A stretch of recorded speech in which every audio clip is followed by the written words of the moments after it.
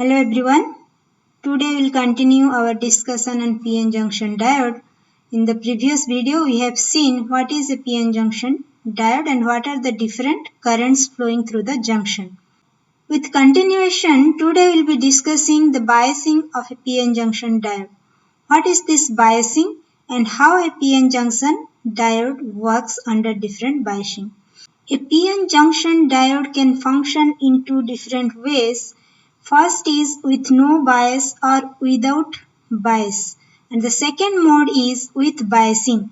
What is the meaning of this biasing? Biasing means you need to apply some external DC voltage. If you are not applying any external voltage to the junction diode, then it will come under this category, that is no bias or without bias.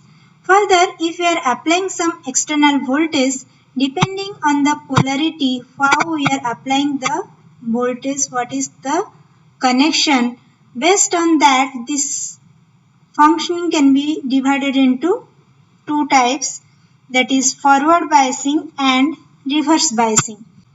We will discuss these two in more detail.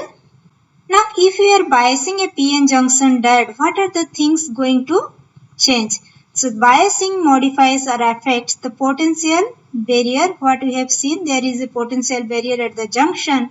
So, if we are applying some biasing, this will get modified. The electric field within the transition region also will get affected. Further, the energy band diagrams gets modified. First, we will look into PN junction diode under no bias, that is also known as at equilibrium. We have already discussed about this thing in the previous video. Here this is the PN junction diode. Holes are the majority carriers at P side and electrons are majority carriers on N side. This area bounded within the yellow lines, this is the depletion region. We have already discussed in our previous video about the formation of this depletion region at the junction. Under this no bias, there is no external potential applied across the diode. We are not applying any external voltage to this diode. This is the width of the depletion layer and the voltage across the junction is only this potential barrier, that is V0, and due to this potential the electric field developed across the junction is equals to E. Though there is some potential difference across the junction, there is no current flow outside the junction diode. Whatever the currents drift or diffusion, they cancel each other. So no net current outside the device. And the potential at the junction is equal to the barrier potential of the diode. Let me show you the diagram for potential barrier. This is the potential for N-type semiconductor outside the junction. That means this region which is coming beyond this yellow line. So this region, this is the potential. Similarly for P-type, if this is the potential outside the junction. But within the junction, we are seeing that from negative to positive, it is going in an increasing manner. So we have to connect these two. And we are getting the barrier potential value as V0.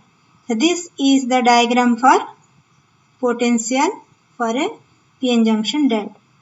In this table, I have given some of the values for potential barriers for different materials. Here this second column, this gives the value for Eg. What is Eg over here? Eg is nothing but the forbidden energy gap in case of a semiconductor, which we have already discussed in the beginning of the chapter. So Eg is the energy, so its unit is electron volt, and this V0 in this column is the barrier potential, and it is a potential, so unit is volt. In your exam, you may be getting short type questions or fill in the blanks type questions like what is the barrier potential for silicon, for germanium, like that, or the value for the energy gap they will ask. You should not get confused. This Eg value and V0 value, they are different for a single material. Here you can see the value for energy gap is equals to 1.1 electron volt for silicon, but the barrier potential for silicon is equals to 0.7 volt. Units are also different because this is energy and this is the potential. For germanium, Eg equals to 0.7 electron volt and the barrier potential V0 is equals to 0.3 volt. Similarly, for gallium arsenide, the value for Eg is equals to 1.4 electron volt and the barrier potential is equals to 1.2 volt. So you should be careful about the question, what it is asking, whether it is asking for the energy gap or it is asking for barrier potential. Accordingly, you have to answer, otherwise you will be losing the marks. Now we will plot the energy band diagram for a p-n junction diode under no bias, that is under equilibrium. Here this is the depletion region which is of width W and the potential across this junction is V0 and electric field across the junction is equals to E.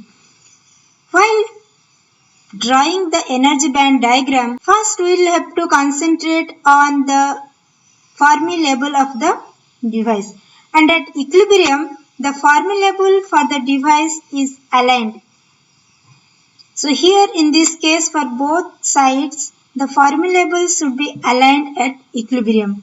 Thus if we will plot the Fermi level first, then that will make our job much easy.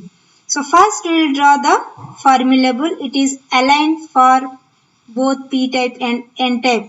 That means it is at the same level on both p side and n side. Let this is the position of Fermi level. And here the electron energy is increasing from bottom to top and the electron energy is decreasing from top to bottom. As the energy of electron and hole are just opposite, here I can write the hole energy is increasing from top to bottom and it decreases from bottom to top. So this gives us the idea about the variation of energy for electron and hole. Now let us come to our energy band diagram. At equilibrium we are just putting the Fermi level same for both p side and n side. We have seen in the beginning that for a p-type material the Fermi level lies near the valence band and it lies near the conduction band for an n-type material, right? If you have not gone through those videos, you can go through that.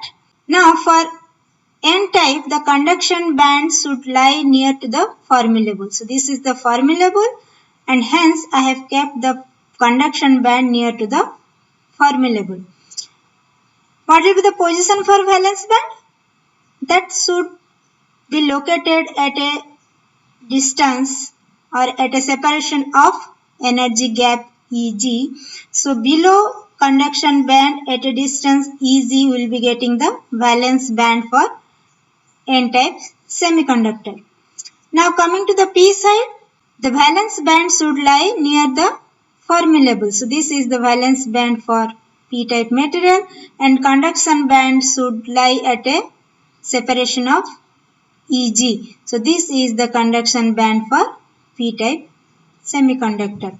Now the energy level should be continuous from here to this point. Thus bottom of the conduction band for p-type and bottom of the conduction band for n-type, they should meet together. So the energy level here it is straight, but within this depletion layer it goes like this and finally it meets with the bottom of the conduction band of n-type material. Similarly the top one we can also make it from here. It starts and it meets the top of the conduction band of n-type material. Coming to the valence band, the top of the valence bands on both the sides they should meet each other. So the energy level starts from here and ends over here. For this also I have drawn the same because the energy level should be continuous. Now if V0 is the potential difference between the two ends of the junction, the difference in electric field at these two ends should be equals to QV naught, that is the magnitude. If QV naught is the difference in energy, then if I am considering the bottom of the conduction band on N side and bottom of the conduction band on P side, what will be the difference between these two energy? That should be equals to QV naught. So this is the energy corresponding to bottom of the conduction band on N side, and this is the energy corresponding to bottom of conduction band on P side, and this energy difference should be equals to EV naught. Now if I am considering the top of the valence band on P side and top of valence band on N side, the energy difference would be equals to EV naught.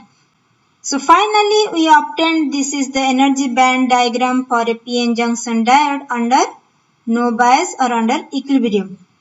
For further discussions, I will be considering this diagram several times. Thus, let me simplify this one. The diagram is same, but here what I am doing, this is the formulable shape, and this is the bottom of the conduction band on P side. So I am considering only this line, because if I am considering all this, the clarity will not be there. So I am considering only the bottom of the conduction bands and top of the valence bands. So ECP is the bottom of the conduction band on P side and EVP is the top of the valence band on P side. This refers to this top one. Okay. Here the difference between these two is equals to EF minus EVP, the energy difference. Similarly for N side, I am considering this bottom of the conduction band and denoted this as ECN.